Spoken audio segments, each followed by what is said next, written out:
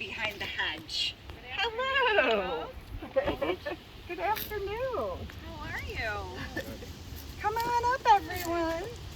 They're a little shy. They're a little shy. They're a little shy. It might be because we're DEAD. I don't know. Maybe. So, I'm Maggie Sampson, and this is my husband, Admiral Sampson. We were both born here in Palmyra, and we're married and had our 5 daughters here.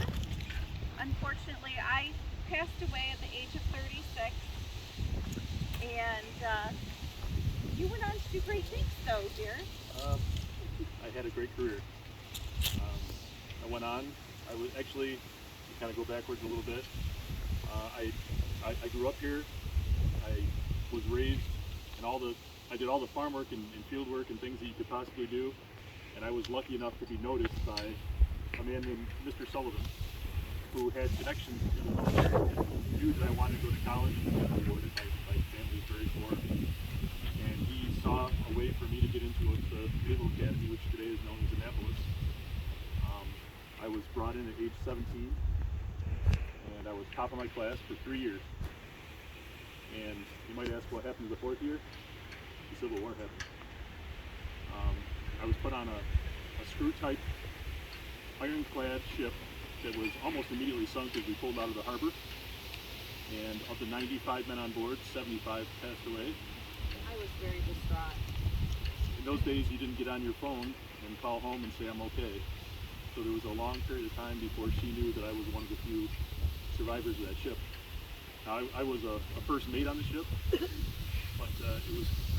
was quoted as saying that I didn't leave the ship left me, that I was standing on deck when it disappeared. And that kind of hung with many of my superiors, and they promoted me fairly quickly.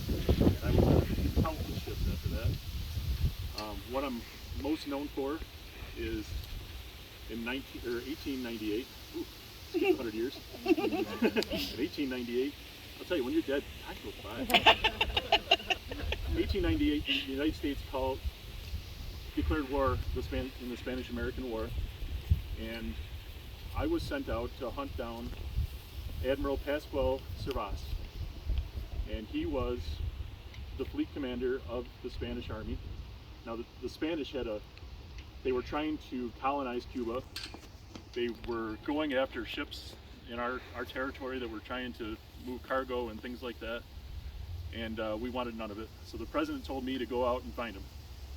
Well, it took me months and months and months, but we finally got Servas pinned down in the Bay of Cuba. And at that time, it wasn't the open shipping lane that it is now. We had our ships based around the outside, so he couldn't get out. We had him trapped in there. We were just waiting for him to come out. And we waited and waited and waited, and he wasn't coming out.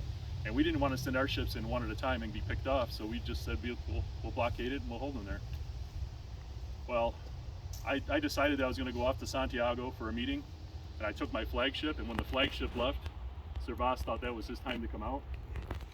My lower admiral in my fleet took it upon himself to wipe out the entire fleet of Servas.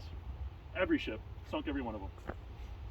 So being, the next day, being July 4th, I sent a message back to the United States saying, as commander of our nation's fleet, I'm proud and happy to present on this 4th of July all of Servas's fleet.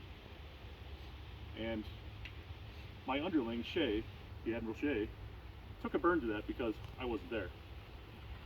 But he doesn't realize that it was a ruse on my part to go away and let him take care of it. So I took much of the glory for it, and from that point forward, in the Navy, you either consider yourself a Shea man or a Sampson man. There was no in between, and that went on for years and years and years afterwards. But I'm proud of the things I've done. I'm proud of where I've come from here. In Prospect Park, there's a cannon with my name on it from a gunship. The Sampson State Park was named after me, and most recently, the Veteran Cemetery, Sampson Veteran Cemetery, is also my name, which I'm very, very proud of. I couldn't have done it without Maggie and all the things that she helped me with in the early years.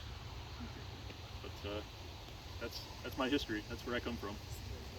That's beautiful, Admiral. And Mrs. Sampson. Behind every good man is a great woman. I think we can At agree. least until age 36. Yeah.